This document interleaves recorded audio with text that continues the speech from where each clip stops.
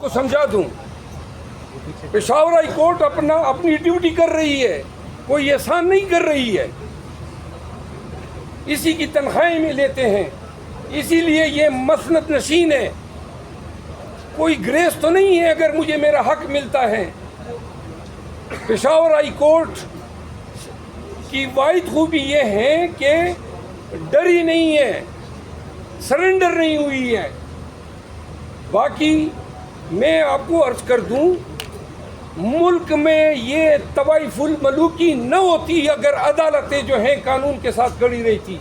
کیوں کرے ایک آئی جی کی جرت ہوتی ہے بلا وجہ اس کی پولیس جاتی ہے جمشید دستی کے گھر میں، بلا وجہ مجھے لاہور ہائی کورٹ کے سامنے اٹھایا جاتا ہے، ہائی کورٹ 5 دن بعد کہتی ہے غلط فیصلہ تھا گرفتاری کا۔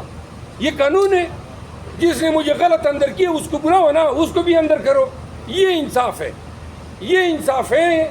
14 دفعہ علی محمد خان کو گرفتار کیا گیا، 17 دفعہ شہریار افریدی کو گرفتار کیا گیا رہائی کے بعد۔ یہ کیسے احکامات ہیں آپ کے؟ جیل سے باہر نکلتے ہیں پھر مجال کیوں ہیں؟ یہ پنجاب کے آئی جی، کے پی کے آئی جی، یہ پشاور ہائی کورٹ کی ذمہ داری تھی۔ پشاور میں انہوں نے ہمارے ساتھ کم کیا، راستے کاٹے، روڈ کاٹے، پھولیں گرائیں، ہر جگہ پہ مجھ پہ پرچے کیے، ہمارے ورکروں کو اٹھایا، اغوا برائے پریس کانفرنس ہوئے۔ یہ ہائی کورٹ کی ذمہ داری تھی نا کہ آئی جی کو کٹہرے میں کھڑا کرتے، اور اگر عمل درآمد نہیں ہوئے تو اس کو جیل میں بیچتے۔ انصاف تب ہوتا، یہ انصاف نہیں ہے۔ مجھے چھوڑ دیا، چھوڑنا تو بنتا ہے نا، میں نے کچھ کیا نہیں ہے۔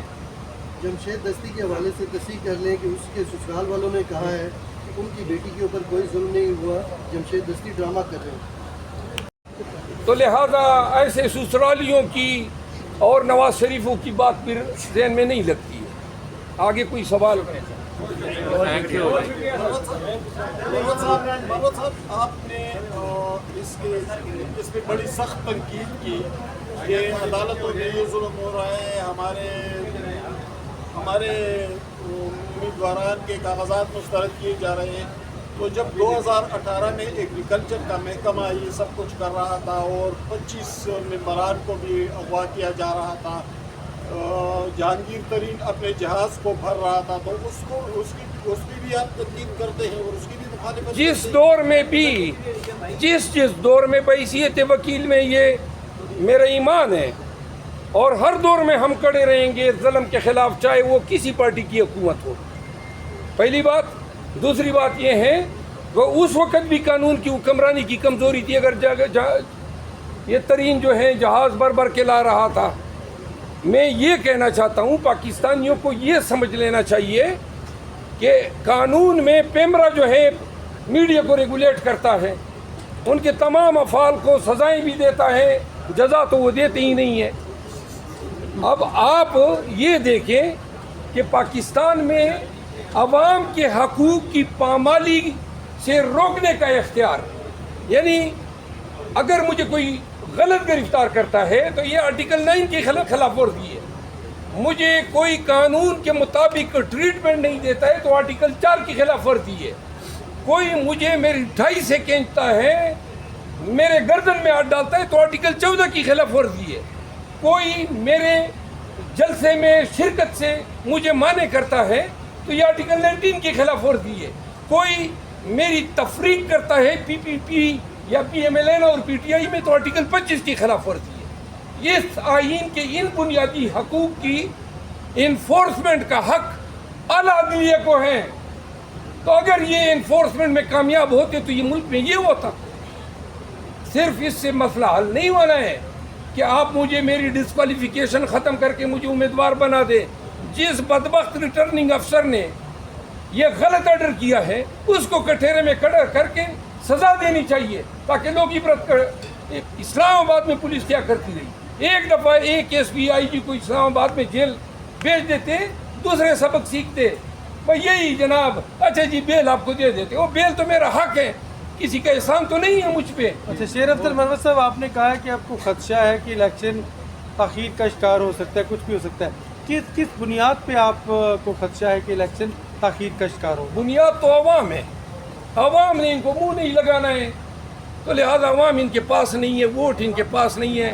8 فروری ان کا یوم احتساب ہے اور ان کے لیے یوم قیامت ہوگا۔ یہ 8 فروری کو عوام کو वोट डालें तब देगी जब पीटीआई नहीं होगी, और पीटीआई जो है कानून के मुताबिक ये सब कुछ कर सकते हैं, आईन नहीं लिख सकते हैं, ये हमारे हकूक़ हैं, अदालत पाबंद है कि हमारी इन हकूक़ को हमें दिलाएं, इन्फोर्स कराएं।